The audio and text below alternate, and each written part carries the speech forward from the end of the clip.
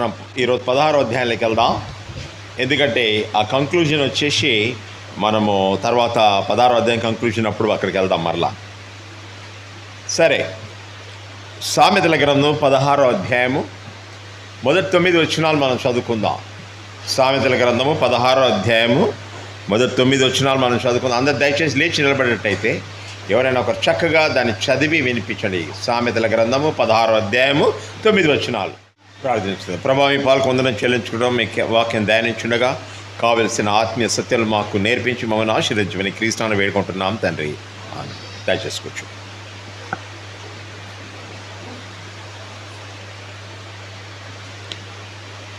నా అంశం ఏంటంటే divine direction in man's affairs of mankind. అంటే ఏంటి? మానవాళి జీవితంలో దేవుని యొక్క నడిపింపు, మానవాళి యొక్క జీవితంలో దేవుని నడిపింపు లేకుంటే దేవుని చిత్తము ఆయన నెరవేర్చుతారు. ఈ యొక్క 15వ అధ్యాయం 33వ వచనంలో మనం చూసినట్టయితే 15వ అధ్యాయం 33వ వచనానికి 16వ అధ్యాయం మొదటి వచనానికి ఒక లింక్ కనిపిస్తుంటుంది. అదేంటంటే యెహోవా యందు భయభక్తులు కలిగియుండుట జ్ఞానాభ్యాసమునకు సాధనము, ఘనతకు ముందు వినయము నడిచియుండునని రాయబడింది. తర్వాత ఈ 16వ అధ్యాయంలో వచ్చేసరికి 9 వచనాల్లో దాదాపు 8 పర్యాయములో యెహోవా అనే మాటను వాడబడి ఉన్నది. ఇక్కడ ఈ 9 వచనాల్లో మనం చూసినట్టయితే మానవాళి జీవితంలో దేవుని యొక్క హస్తం అనేది ఉన్నది. ఆయన తన చిత్తాన్ని నెరవేర్చుకుంటాడు.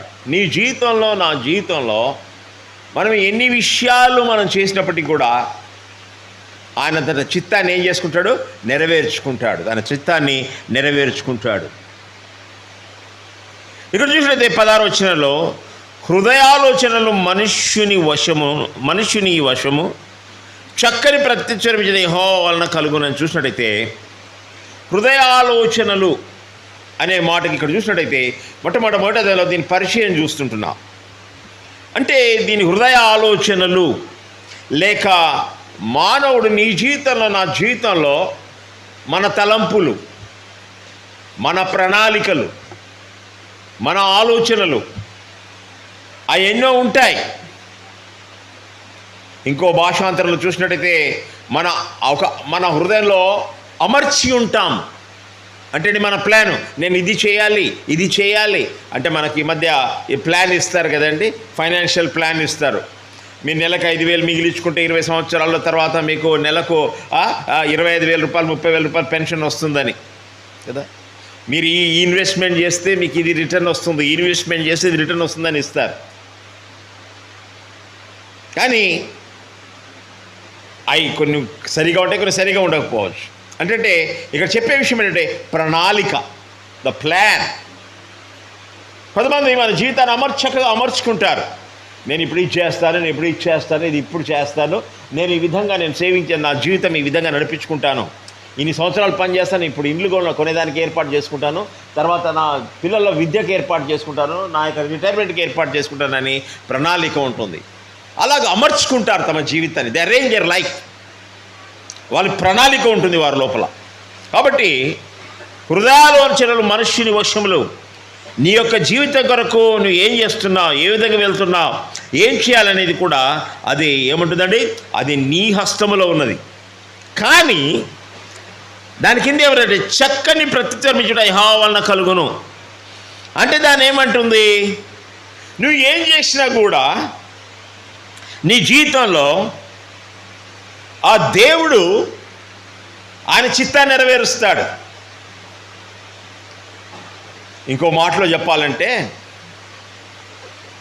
అంటే ఈ మాట విన్నప్పుడు దాని అర్థం ఏంటి? నువ్వు ప్రణాళిక చేసుకోకూడదు అంటం లేదు. నువ్వు నీ జీవితంలో నీ ఆలోచన ఉండకూడదు, భవిష్యత్తు గురించి ఆలోచించకూడదు అనే విషయం ఇక్కడ చెప్పటం లేదు. నువ్వు చేసే నీ బాధ్యత నువ్వు చేయాలి. తర్వాత చివరిగా దాని ప్రణాళికను అమలుపరిచేవాడు ఎవరండి? ఆయన దేవుడు. ఒక చిన్న విషయం చెప్తాను అర్థమయ్యేటట్టుగా మీకు. ఈ దినాల్లో ఎంతోమంది ఏం చేస్తారు, దేవుడు మనకు బైబిల్ గ్రంథం ఇచ్చాడు. బోధకులు ఏం చేస్తారంటే వారమంతా బైబిల్ పట్టుకొని కళ్ళు మూసుకోరు, ప్రభా అని కళ్ళు మూసుకొని ఏదో ధ్యానం చేసినట్టుగా అదిగా ఉంటారు. బైబిల్ తెరచరు, అది చదవరు. వారమంతా ఆ విధంగా అయిపోతుంది. ఆదివారం పొద్దున్నే లేచి ఏదో కలగనేసి అబ్బా దేవుడు నాకు ఈ వాక్యం ఇచ్చాడంటారు, దేవుడు నాకు ఈ వాక్యం ఇచ్చాడంటారు.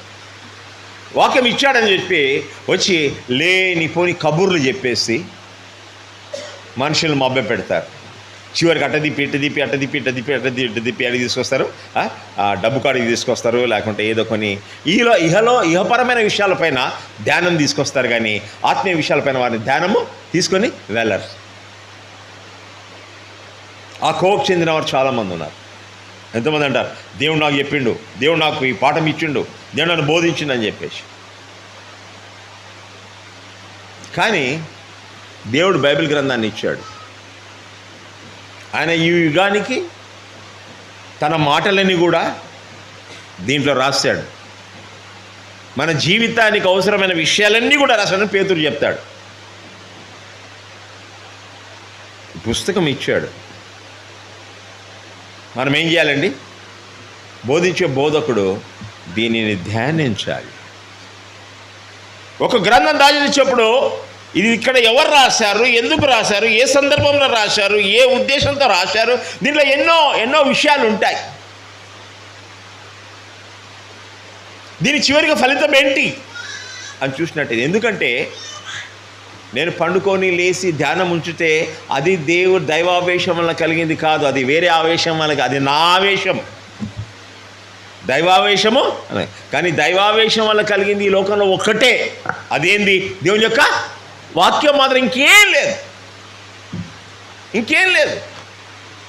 నేను ఎగిరినా, నేను దుక్కినా, నేను ఏం డాక్టర్ చేసినా కూడా అది నా ఆవేశం, అది దేవుని యొక్క ఆవేశము కాదు. దేవుని యొక్క ఆవేశం ఇది ఒక్కటండి. ఖండించడం, బుద్ధి చేయడం, నీతిని శిక్షించుటకును దేవుని యొక్క వాక్యం మనకు దైవ ప్రేరితమైన గ్రంథం దేవుడు మనకు ఇచ్చాడు. కాబట్టి దైవజనులుగా మా కర్తవ్యం ఏంటంటే దీనిపైన ధ్యానించడం. ఎందుకంటే ఆకాశము భూమి గతించును కానీ నా మాటలన్నిటి కూడా గతించమన్నారు. మీరు ఎక్కడ వచ్చి కూర్చున్నప్పుడు మీ ధ్యానం దేవుని వాక్యం పైన ఉండాలి. మీ పిల్లలు, మీ ఇండ్లు, మీ సంసారము అది కాదు. ఎందుకంటే ఇప్పుడు ఇక్కడ దీంట్లో నుంచి చెప్పే మాటలు అది తరతరాలుగా ఉంటాయి. బహుశా 3 తరాలుగా మీ క్రైస్తవులు అయినట్టయితే మీ తాత ముత్తాతలు కూడా ఇదే వాక్యం వింటూ వచ్చారు. మనం కూడా ఇదే వాక్యం వింటాం. ఎందుకంటే ఇది మారంది. ఆకాశం భూమి గతి నా మాట అన్నిటి కూడా గతించమన్నాడు దేవుడు. కాబట్టి మనం దేవుని వాక్యంలో ధ్యానంగా వినాలి. విన్నప్పుడు ఆలోచించాలి, ఈ వాక్యం దేవుడు నాకు ఎందుకు చెప్పాడు, ఎందుకు రాశాడు, ఎవరి కొరకోగా దేవుడు రాసింది.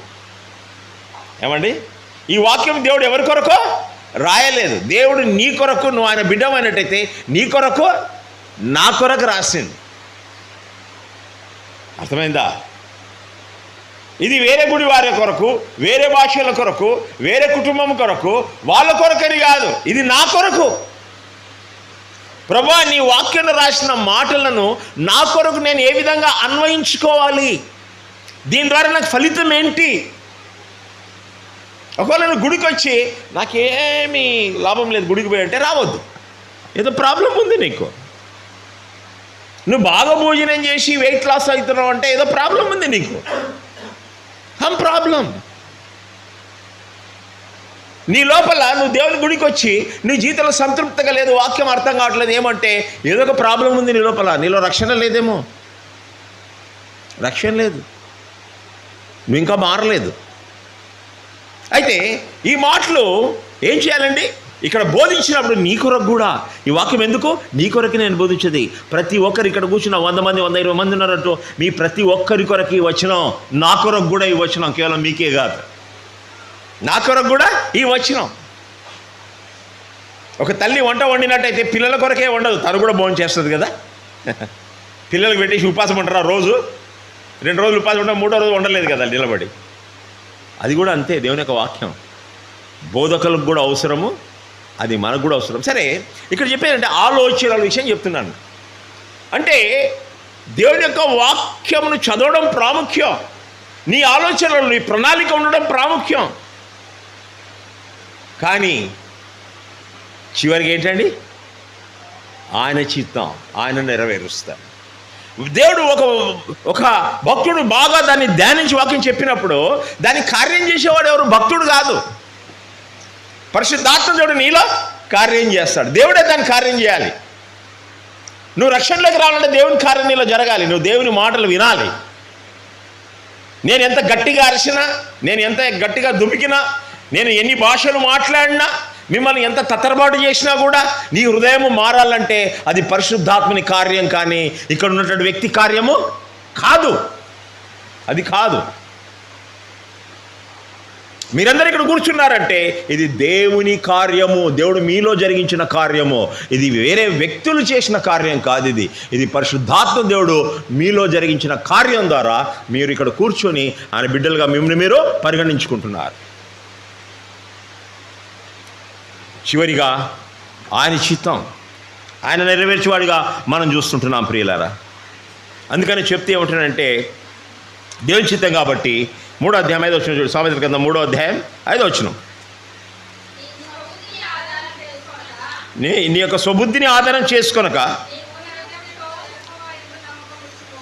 నీ పూర్ణ నీ స్వబుద్ధిని ఆధారము చేసుకొనక అంటే తెలియవాడద్దని చెప్పటం లేదు, కానీ చివరిగా దేవా నేనైతే ప్లాన్ చేశాను, ఇది నీ ఇష్టం. దానికి వచ్చినట్టయితే ప్రియులారా ఒకటి ఆలోచించండి. అలాంటి బోధకులు వాళ్ళు ఉన్నారు కదా, ఏదో దేవుడు నాకు దర్శనం ఇచ్చాడు, దేవుడు నీకు వాక్యం చెప్పాడు, దేవుడు నీకే ఈ మాటలు చెప్పమని చెప్పాడు. ఇలాంటి వారితో మనం జాగ్రత్తగా ఉండాలి. ప్రతి ఆదివారం వచ్చేసి ఆ విధంగా బోధించేవారు మన దగ్గరికి వచ్చేవారు. దేవుడు ప్రేరేపిస్తాడు బహుశా కొన్ని పర్యాయం. కానీ కొంతమంది ఏమంటారు, నేను అట్ట కాదు, నేను ఆ పుస్తకాలు ఈ పుస్తకాలు అది ఇది నేను చదవను, ఏం చదవని అవసరం లేదు. అటా నోరు తెరిస్తే దేవుడు ఏమన్నాడు, నీ నోటిని నింపేస్తానన్నాడు. దేంతో నింపేసాడు మనకు తెలియదు, దేంతో నింపేసాడు మనకు తెలియదు. ఎందుకంటే దేవుడు చెప్పాడు కదా, ఇది ఇచ్చాడు. జుంటి తేనె ధారల కంటే మధురమైనది అంటాడు భక్తుడు ఈ వాక్యం కదా. దేవుడే ఇస్తాడులే మాటలు అనేది అది తప్పు. దేవుడే చూసుకుంటాడులే నా జీవితం అనేది తప్పు. నీ బాధ్యత నువ్వు నెరవేర్చాలి. నీ బాధ్యత నువ్వు నెరవేర్చాలి. వచ్చిన విషయం మీకు అర్థమయ్యేటట్టు చెప్తారు. మన పిల్లలు చదువుతున్నారు, 12th క్లాస్ చదువుతున్నారు, ఫిజిక్స్ చదవాలి.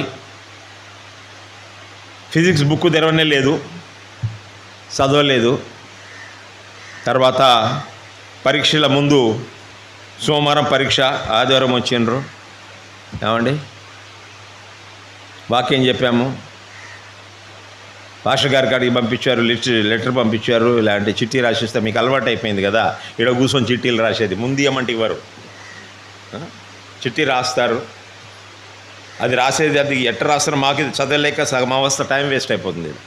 ఏమండి చిట్టి రాసిస్తారు, చిట్టి రాసి ఇచ్చి ఏమంటారు, రేపు పొద్దున పరీక్షలోనే ప్రార్థన చేయండి. ఎందుకు ప్రార్థన చేయాలి?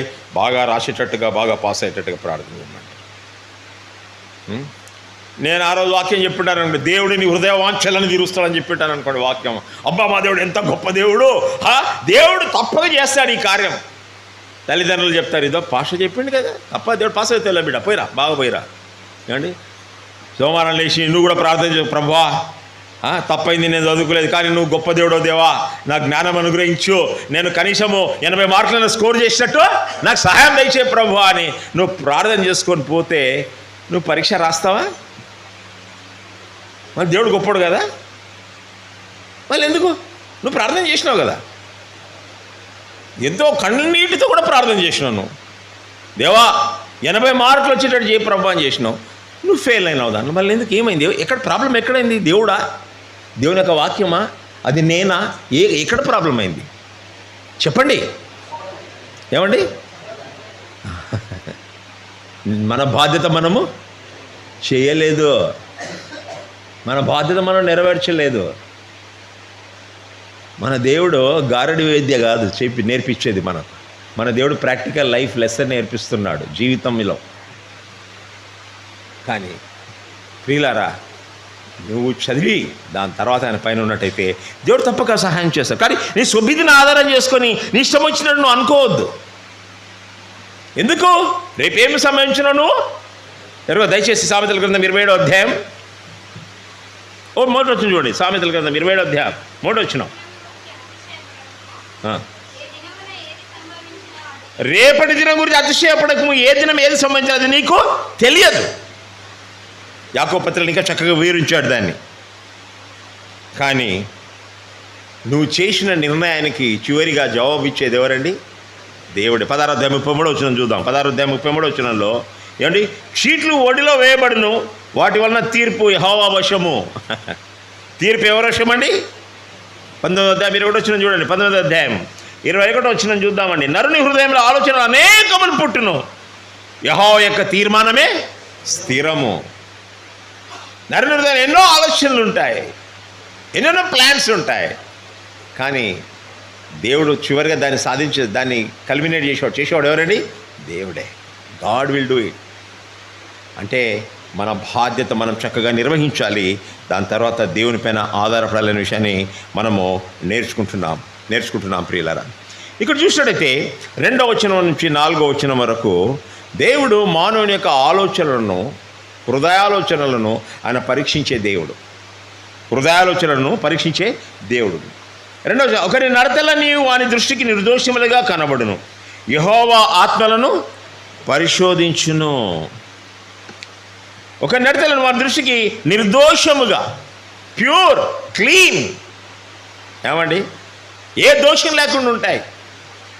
మూల భాషలు ఇక్కడ వాడబడ్డ పదము ద్వితీయోపదేశవాదులు కూడా వాడబడ్డది. ఇక్కడ కూడా ఇదే భాష వాడాడు. దేవా దృష్టికి ఆ యొక్క నూనె తీసుకున్నాడు, అది పరిశుద్ధంగా ఉండాలి. పరిశుద్ధమైన తైలము, పరిశుద్ధమైన సుగంధ ద్రవ్యాలు తీసుకొని రావాలని అక్కడ పరిశుద్ధత. అంటే మన ఆలోచనలు ఏ విధంగా ఉండాలండి? ఏముండాలి? పరిశుద్ధమైనటువంటి ఆలోచనలు ఉండాలి. దేవుని దృష్టికి అంగీకారమైన ఆలోచనలు ఉండాలి. ఇదే పదము ఇదే పదాన్ని యోబు గ్రంథంలో 7 సార్లు వాడతాడు యోబు. దానికి ఏంది? మన ఆలోచనలు పరిశుద్ధంగా ఉండాలి. మన మాటలు, మన హృదయాలోచనలు దేవుని దృష్టికి అంగీకారంగాను పరిశుద్ధంగాను ఉండాలి. కొన్నిసార్లు మనుషులు కొన్ని విషయాలు చేస్తే వాళ్ళు ఎందుకొరకు చేస్తున్నారా, ఏ ఉద్దేశంతో చేస్తున్నారా, అది గమనించడం చాలా కష్టం. కొన్నిసార్లు కొంతమంది మాట్లాడినప్పుడు ఏ ఉద్దేశంతో ఈ మాటలు మాట్లాడుతున్నారో వారి హృదయంలో వారి ఆలోచన మనము చూడలేము. అది దేవుడు పరీక్షిస్తాడు. కాబట్టి మనం ఏం చేయాలండి? మన హృదయంలో చూసినట్టయితే కొన్నిసార్లు మనం చేసే పనులన్నీ రైట్ అంటారు. నేను చేసేది రైట్ అనుకుంటాడు. దొంగతనం రైట్ అనుకుంటాడు. తిరుగుబోతు జీవితం రైట్ అనుకుంటాడు. ఏమండి?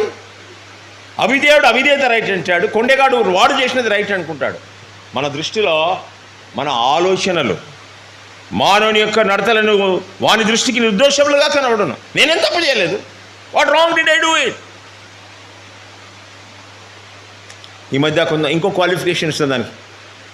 దేవుడికి తెలుసులే నా జీవితం, నా హృదయం దేవుడికి తెలుసులే. అది తప్పు అనాలిసిస్ అండి. నువ్వు చేసేదంతా రైట్ కాదు. నువ్వు చేసేదంతా దేవుడు స్టాంప్ వేస్తాడు అనుకోవద్దు, పాస్ అవుతుంది అనుకోవద్దు. అది ఏమండి? దేవుడు కొన్ని రూల్స్ పెట్టాడు, దాని ప్రకారం చేస్తేనే అది పాస్ అవుతుంది. 2వ వచనం చూడండి, కింద ఏమన్నది? యెహోవా ఆత్మలను పరిశోధించును. దేవుని హృదయాన్ని పరిశోధిస్తాడు. అది చాలా ప్రాముఖ్యమైనదండి. దాన్ని ఎప్పుడు కూడా మర్చిపోవద్దండి. మన హృదయాన్ని, అంతరింగాన్ని పరిశోధించే దేవుడు ఉన్నాడండి. ఆయన నీ పనులు నా పనులు ఆయన సరి అని ఆయన వాక్యం ద్వారా జాలి. మన ఆలోచనలను దేవునికి అంగీకారంగా ఉండాలి. అదే చూస్తున్నాం. దయచేసి ఆ హెబ్రీయులకు రాసిన పత్రిక 4వ అధ్యాయం ఎబ్రియలకు రాసిన పత్రిక 4వ అధ్యాయం 12వ వచనం చూడండి దయచేసి.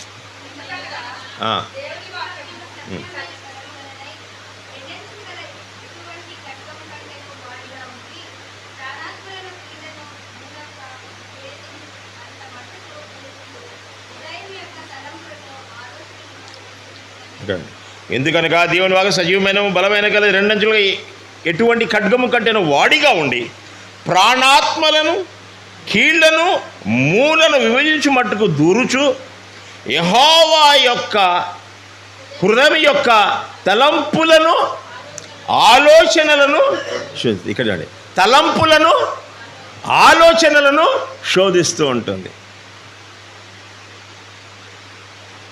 నువ్వు ఈరోజు ఎందుకు వచ్చినావు అది దేవుడికి తెలుసు. నువ్వు ఈ ఆలోచన 2 వారాల క్రితం ఈ వారం పోకపోతే ఏమనుకుంటాడు దేవుడు? చూడు, పోయిన వారం గుడికి పోలేదు కాబట్టి మనకి ఇట్లయింది ఇంట్లో. 4 రోజులు గుడికి పోలేదు కాబట్టి కింద పడి కాలు ఇరగొట్టుకున్నాం, దేవుడు శిక్షించాడు. ఇది ఆలోచన, మన ఆలోచనలేదు. నువ్వు ఎందుకు వచ్చినా దేవుడు తెలుసు. భయపడి వచ్చినావా, నిజంగా ఒక విశ్వాసిగా వచ్చావా, ఆయన ఆరాధించాలని వచ్చావా, నువ్వు ఎందుకు వచ్చావు దేవుడికి తెలుసు. రాకుంటే మన అయిద్దని ఆ ఉద్దేశంతో వచ్చావా, దేవుడికి గాడ్ నోస్ ఇట్.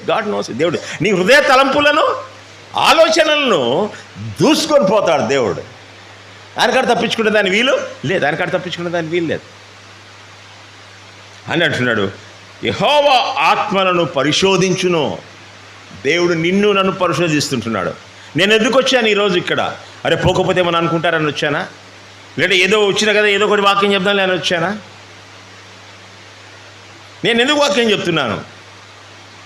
అందరు మెచ్చుకోవాలనే, లేదంటే నా యొక్క తెలివి చూపించాలనే, లేదంటే నేను ఎంత బాగా చెప్తాను వేరే వాళ్ళకంటే బాగా చెప్తానన్నా? ఆ ఆలోచనలు దేవుడు ఎవరు చూస్తారండి? దేవుని యొక్క వాక్యము దూసుకొని వెళ్తుందంట. జాగ్రత్తగా ఉండాలి.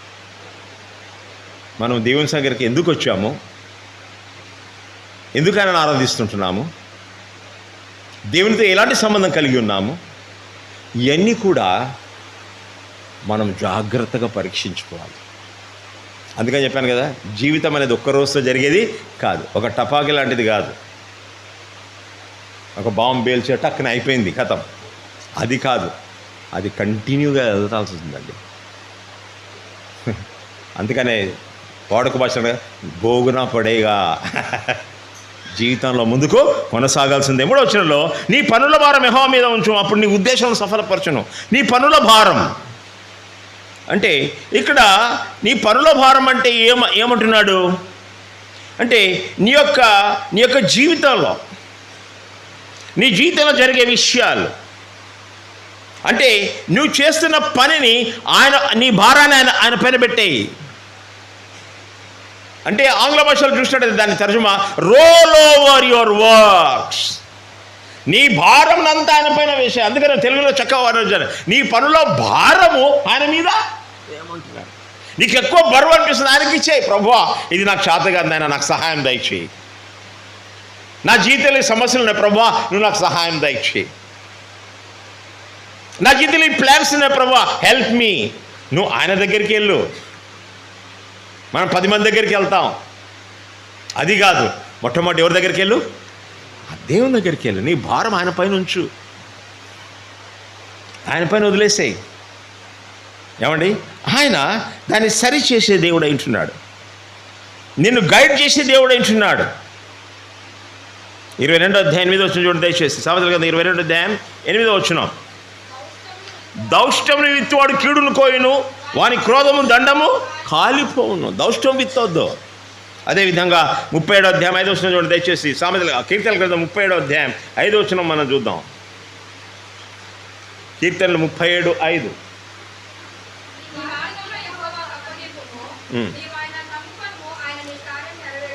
చాలండి. ఇక్కడ ఏముందండి? ఇక్కడ నీ మార్గములు యెహోవాకు అప్పగింపుము, నీ మార్గములు యెహోవాకు అప్పగించుము. దేవుని చేతిలో పెట్టడం నేర్చుకోండి. మన సమస్యలు, కొన్ని సమస్యలు తల్లిదండ్రులు తీర్చలేరు, వేరే వ్యక్తులు ఎవరు తీర్చలేరు, నీ అన్నదమ్ములు తీర్చలేరు, సంఘం తీర్చలేదు, పాస్టర్ కూడా ఆ సమస్యని తీర్చలేడు. సమస్య తీర్చగలిగిన వాడు ఎవరండి? దేవుడు. అందుకని ఆ సమస్యను ఆయనకు అప్పచెప్పు, ఆ సమస్యను దేవునికి అప్పచెప్పు. అప్పుడు ఏం చేస్తాడు? నీ మార్గం యెహోవాకు అప్పగించుము, నువ్వు ఆయన నమ్ముకొనుము, ఆయన నీ కార్యములు, నువ్వు ఆయనను నమ్ముకొనుము, అప్పుడు నీ కార్యాలు సిద్ధం చేస్తాడంటున్నాడు భక్తుడు. ప్రియులారా, మనం ఇక్కడ ఏం చెప్తుంది? దేవుడు మన జీవితంలో కీలకమైన పాత్ర వహిస్తున్నాడని ఎప్పుడు కూడా మర్చిపోవద్దు. Divine direction in affairs of man kind. మానవాళి జీవితంలో దేవుని యొక్క నడిపింపు అనేది చాలా ప్రాముఖ్యమైనది అనే విషయాన్ని గురించి మనం చూస్తున్నాం. ప్రియులారా, 4వ వచనంలోకి వచ్చినట్టయితే దయచేసి చూద్దాం. 4వ వచనము. యెహోవా ప్రతి వస్తువును దాని పని నిమిత్తములు కలుగజేసెను, నాశన దినమునకైన భక్తిహీనులను కలుగజేసెను. ఇక్కడ ఇంకో మాట, God has created everything with a purpose. దేవుడు ప్రతి విషయాన్ని ఒక ఉద్దేశంతో ఆయన ఏర్పాటు చేశాడు. ఒక ఉద్దేశం, ఏదో పర్పస్ ఇన్ దాట్. నీ జీవితంలో కూడా ఈరోజు నువ్వు వాషినాక తెలుగు బిబ్లికల్ బ్యాప్టిస్ట్ చర్చ్లో కూర్చొని 2 గంటల 10 నిమిషాలకు నువ్వు వాక్యం వింటున్నావంటే దేవుడు ఒక ఉద్దేశంతో, నీ పట్ల దేవుడు ఒక ఉద్దేశము కలిగి ఉన్నాడు. దేవుడు ఒక ఉద్దేశం కలిగి ఉన్నాడు. నువ్వు విశ్వాసం అయినట్టయితే ఏదో పని లేకుండా దేవుడు నిన్ను ఇక్కడ తీసుకొని రాలేదు. God is speaking to you. దేవుడు నీతో మాట్లాడుతున్నాడు. నీ జీవితాన్ని సరిచేయాలంటున్నాడు దేవుడు. నీ జీవితంలో ఉన్నటువంటి కొరతలను దేవుడికి అప్పచెప్పు. నీ భారాన్ని దేవుడికి అప్పచెప్పు. నువ్వు దేవునితో ప్రార్థించకుండా, నువ్వు దేవునితో సరి అయినటువంటి యొక్క సహవాసం లేకోకుండా వచ్చి లాస్ట్కు ప్రార్థన చేయించుకున్నా ఏం లాభం లేదండి. ఫస్ట్ ఎక్కడ ఉండాలి మార్పు? Where should be the change? The change should be in your heart. You should get right with God. మార్పు నీ జీవితంలో ఉండాలి. నీ తలంపులు దేవుని అంగీకారంగా ఉండాలి. నీ భారం ఆయన పైన వేయడం నేర్చుకోవాలి. అప్పుడు మేమందరం కూడా మీకు సహకరిస్తాం. మేమందరం కూడా సంఘంగా మీకు సహకరిస్తాం. ప్రభువా, వీరు ఆపదలో ఉన్నారు, వీరికి సహాయము దయచేయని మేము ఇక్కడ ప్రార్థన చేయాలి. ఎందుకంటే దేవుడు చెప్పాడు, ప్రార్థించమని చెప్పాడు. ప్రార్థిస్తాం. కానీ నీలో రక్షణ లేకోకుండా, నీలో దేవుని వాక్యానికి విధేయత లేకుండా నీ దారిలో నువ్వు నడుస్తున్నావు. నాకు దేవాని ఆశీర్వాదాలు కావాలంటే నో అది జరగదు. మనము దేవుని చిత్తంలో మనం ముందుకు దేవుడు ప్రతి విషయం ఆయన పని నిమిత్తము కలుగజేశాను. ఆయన ఒక ఉద్దేశంతో సృష్టించాడు. కాబట్టి ప్రియులారా, అది ఆయన చిత్తం అండి. దయచేసి మనం దేవుని ఒక వాక్యంలో ప్రసంగి గ్రంథము 7వ అధ్యాయము 29వ వచనం చూద్దామండి. ప్రసంగి గ్రంథము 7వ అధ్యాయము 29వ వచనంలో మనం చూసినట్టయితే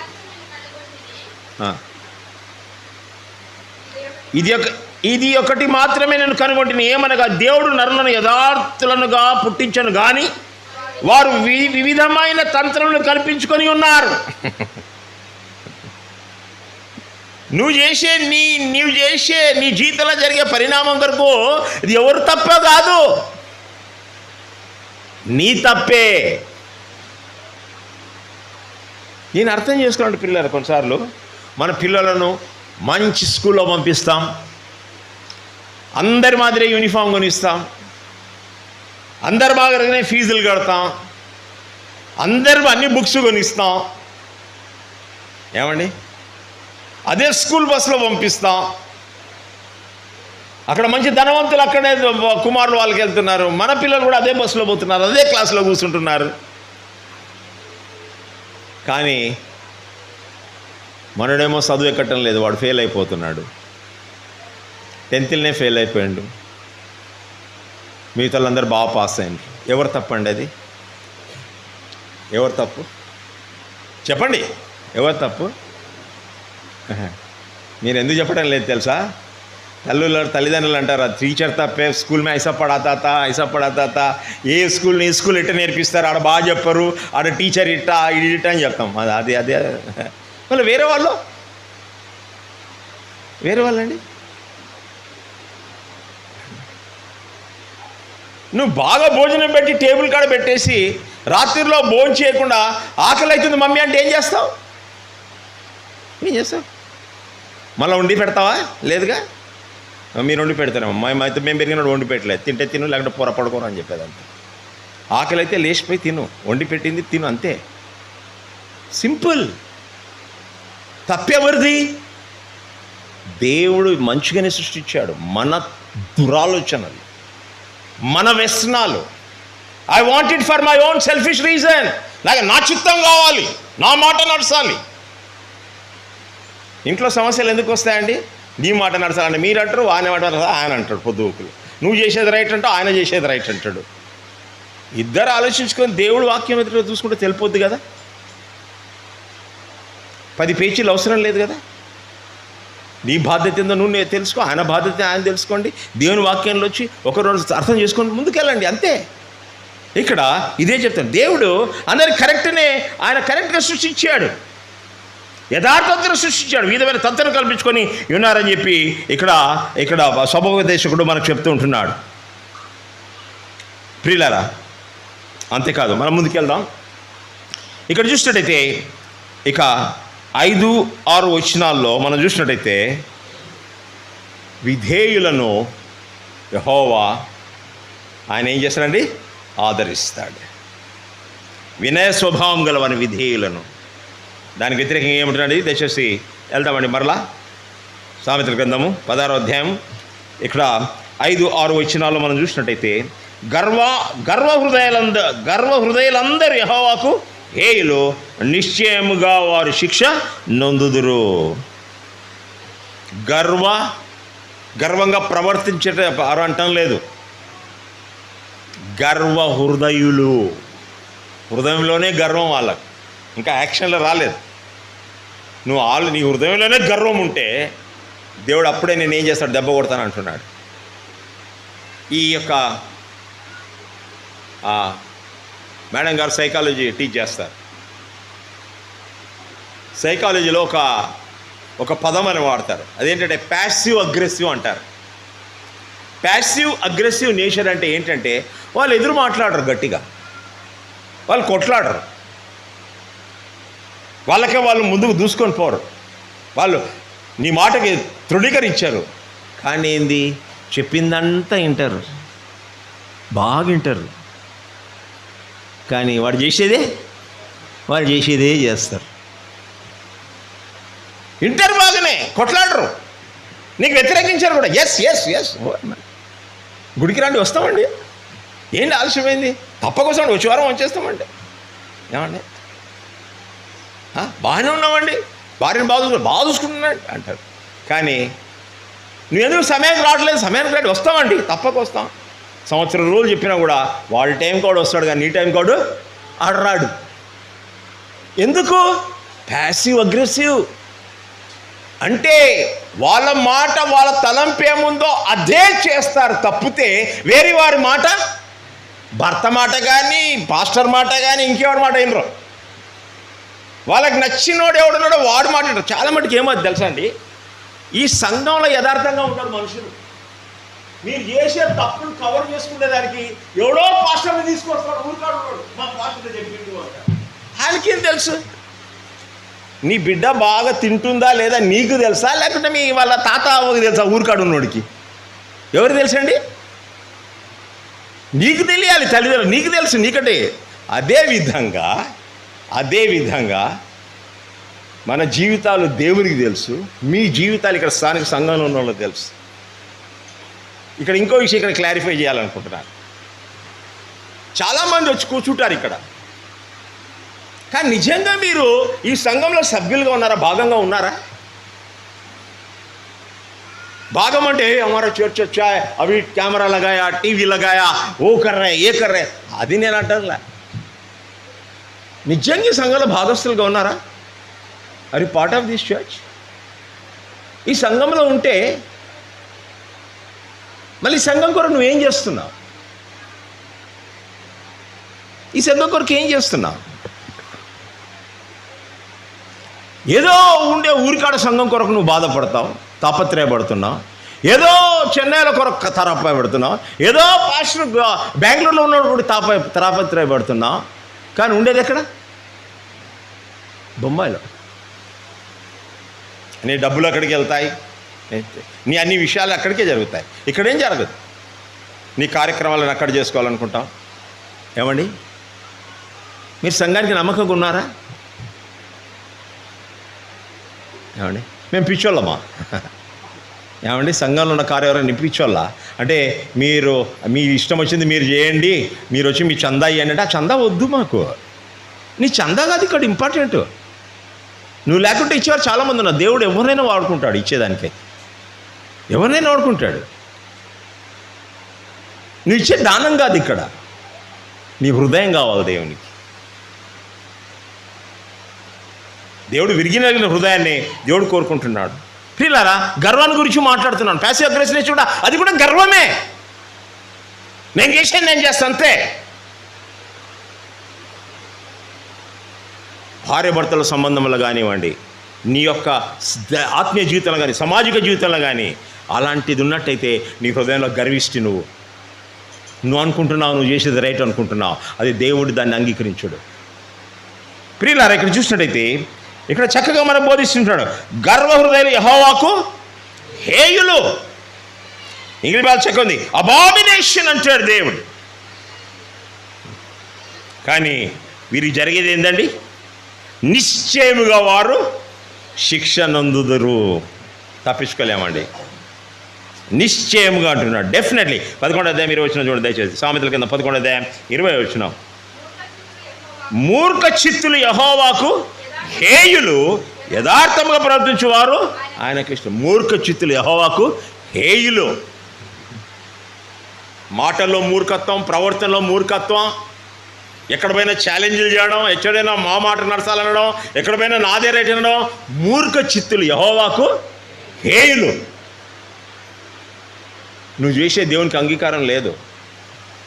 నువ్వు ₹1 ఇచ్చినా దేవునికి అవసరం లేదు. No, you don't need it. You don't need it. ఏమండి, దేవుడికి కావాల్సింది నీ హృదయం, యువర్ హార్ట్. విరిగి నలిగిన హృదయంతో, ఒక విశ్వాసిగా, పాపిగా నిన్ను పరిగణించుకొని ప్రాయశ్చిత్త హృదయంతో ఆయన్ను వెతికి ఆయన కలువరిలో చేసిన బలియాగంను అంగీకరించి ఆయన విధేయుడు, ప్రభువా నేను పాపిని, నిత్య నరకుని, చనిపోయేవాడిని, నా కొరకు నువ్వు చేసిన యొక్క గొప్ప త్యాగం వందనాలైనా నీ రక్తం ద్వారా నన్ను కడిగి పవిత్రపరిచి నన్ను నీ బిడ్డగా స్వీకరించమని నువ్వు ప్రార్థించి ప్రాధేయపడి ఆయన సన్నిధికి వచ్చినప్పుడే, నువ్వు రక్షింపబడ్డప్పుడే, అప్పుడు ఆయన చిత్తాన్ని నువ్వు నెరవేర్చిన వాడు అవుతావు. ఊరికే గుడికి వస్తున్నా పోతున్నా, ఈడ మెంబరు, నేను దానికి పైసలు ఇచ్చినా, నేను ఈడికి పోతున్నా, ఆడికి పోతున్నా, అవన్నిటి ద్వారా ప్రియులారా నువ్వు మూర్ఖ చిత్తంతో జీవిస్తుంటున్నావు. వివేక హృదయంతో నీ జీవించడం లేదు. జాగ్రత్త సుమి. దేవుడు అంటున్నాడు ఆయనకు హేయం, ఆయనకు అసహ్యం అంటున్నాడు. కానీ దీని వ్యతిరేకంగా ఇంకో మాట అంటున్నాడు 6వ వచనంలో, కృపాసత్యంలో వలన దోషమునకు ప్రాయశ్చిత్తం కలుగును, యెహోవా యందు భయభక్తులు కలిగి ఉండుట వలన మనుషులు చెడుతనం నుండి తొలగిపోవుదురు. కృపా సత్యం రెండు మాట్లాడుతున్నాడు ఇక్కడ. కృపా సత్యం వలన ఏమవుతుందంటున్నాడండి? ప్రాయశ్చిత్తము కలుగును. ఎందుకంటే ప్రియులారా, your sin will be covered with repentance. పాపి అయినట్టయితే అది దేవుడి యొక్క కృపలో. అందుకనే ప్రతి పాపి కూడా ప్రాయశ్చిత హృదయంతో దేవుని దగ్గరికి రావాలి. నువ్వు ఇచ్చేది కాదు ఇంపార్టెంట్. మీకా గ్రంథంలో ఒక చక్కటి మాట అంటాడు. దయచేసి మీకా రాసిన గ్రంథము దయచేసి 6వ అధ్యాయము 6 నుంచి 8 వరకు చదవండి దయచేసి. మీకా 6వ అధ్యాయం 6 నుంచి 8 వరకు చదవండి దయచేసి. ఏమి తీసుకొని వచ్చి యెహోవాను దర్శించుదును,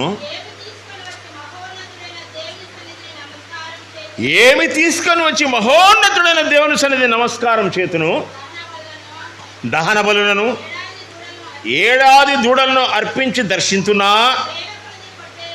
వేల కొలది పొట్టేలను, వేలాది నదులంత విస్తారమైన తైలము,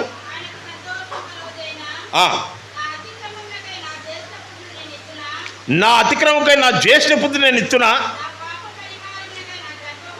నా పాప పరిహారమకై నా గర్భఫలము నేను ఇస్తున్నా. ఇక్కడ ఆగండి ఒక్క నిమిషం. ఇక్కడ ఉన్నాయని కూడా అని సూపర్లేటివ్ డిగ్రీగా వాడాడు. అంటే అంతా చెప్పనశక్యమైనటువంటి విషయాలు చేసినా కూడా అన్నట్టుగా మానవులు ఆలోచనలకు అందని విషయాలు దేవుని కొరకు చేసినా కూడా, ఇంకో మాట చెప్పాలంటే, నేను 10 గుళ్ళు కట్టించిన, నేను వారానికి 10 ప్రసంగాలు చేసిన, నేను ప్రపంచమంతటికి సువార్త సేవ చేసిన, నేను ఎక్కడ చేసినా కూడా ఇది దేవునికి అంగీకారమా? లేదు. ప్రప్రథమంగా ప్రాధాన్యముగా దేవునికి కావాల్సింది ఏంటండి? 8వ వచనం చదవండి అక్కడ. ఏది ఉత్తమం అది నీకు. ఒక్కడ ఆగండి. ఇక్కడ ఏ యొక్క టెన్స్లో రాశాడు? వర్తమాన కాలంలో రాశాడా, భవిష్యత్ కాలంలో రాశాడా, భూతకాలంలో ఉందా ఈ సెంటెన్స్? ఏ టెన్స్లో ఉంది చెప్పండి. అంటే నీకు తెలుసు అంటున్నాడు, నీకు చెప్పినా అంటున్నాడు దేవుడు. చక్కగా ఏది ఉత్తమం అది నీకు తెలియజేయబడి ఈ వాషినాక తెలుగు బిబ్లికల్ బ్యాప్టిస్ట్ చర్చికి వచ్చేవారికి సువార్త అంటే మాకు తెలియదనే దానికి వీలు లేదు. దేవుని వాక్యం అంటే ఏందో తెలియదనే దానికి వీలు లేదు. అది మీకు తెలియబడిన దేవుడు అదే అంటున్నాడు. ఏది ఉత్తమమో, ఏది రైట్ అది మీకు తెలియపరిచాను నేను, మేము మీకు చెప్పాను అంటున్నాడు. చదవండి. న్యాయముగా నడుచుకున్నటయు, కనికరమును ప్రేమించుటయు, దీన మనస్సు కలిగి నీ దేవుని యొక్క ప్రవర్తించుటయు, ఇంతే కదా యెహోవా నిన్ను అడుగుచున్నది. ఏమంటున్నాండి? న్యాయంగా నడుచుకోవడము, కనికరాన్ని ప్రేమించడము, దీన మనసు కలిగి దేవుట ప్రవర్తించడం. ఉండే అవి పై అన్ని కూడా వేస్ట్ అని చెప్తున్నాడు. పై అన్ని కూడా చేయొద్దంటం చేయలేదు. అది చేయొద్దంటం లేదు, ఇయ్యొద్దంటం లేదు. అది చేసి ఇది చేయకపోతే అది వేస్ట్ అంటున్నాడు దేవుడు. పిల్లరా జాగ్రత్త. నువ్వు వాక్యానికి విధేయులుగా మనం జీవించడం నేర్చుకోవాలండి. కాబట్టి ఇక్కడ 7వ వచనం చదవండి దయచేసి. ఒకరి ప్రవర్తన యెహోవాకు ప్రీతికరమైనప్పుడు చేయను, శత్రువు సలహా మిత్రులుగా చేయను. ఇక్కడ ఈ మాటకు ముందు ఒక విషయం మర్చిపోయండి. యెహోవాయందు భయభక్తి కలిగిన మనుషుల చెడుతనం నుండి తొలగిపోదురు. ఏమండి, నువ్వు చెడు మార్గం నుంచి తొలగిపోవాలంటే ఏముండాలండి? నీ జీవితంలో, నా జీవితంలో దేవుని భయం అనేది మనలో ఉండాలి. దేవుని భయం ఉంటేనే మనము దేవుని మార్గంలో నడుస్తాం. మనకి ఎవ్వరు ఎన్ని చెప్పినా కూడా పాపభీతి, దైవభక్తి అనేది మనలో లేకపోతే మన జీవితాలు ఎప్పటికి కూడా సరైన మార్గంలో నడుచుకోలేం.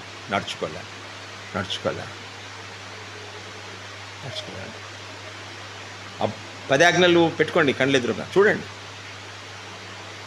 నీ పొరుగు వారిని ఏది ఆశించొద్దు అంటున్నాడు.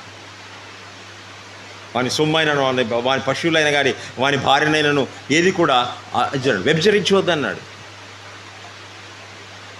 దేవుని యొక్క వాక్యం అది. మనం ఇలాంటి పనులలో ప్రవేశించే ముందు దైవ భక్తి అనేది ఉండాలి. కొందరంటారు అందరు చేస్తున్నాం, మేమేం చేస్తే తప్ప. యెహోవా అందరూ చేస్తున్నారు, నువ్వు చేస్తే తప్పే. ఒకసారి ఇట్నే డ్రైవ్ చేసుకుంటా నో ఎంట్రీ ప్లేస్లో మేము పోయాం. మాకంటే ముందు 10 కార్లు పోయినాయి, మేము పోయాం. పోలీసు కూడా అప్పైపోయి ఆడ వచ్చి ఆఫ్ చేసిండు. సార్ అందరిని పోయిందా ఎట్లా కార్గా మీరా గాడి క్यों पकड़ा सर అంటే वो सब छोड़ो, तुम रॉन्ग रूट में आया नहीं, बोलो नो एंट्री में आया नहीं अगर हाँ सर जब फाइन बोलो बस ज़्यादा बात मत करो అన్నాడు.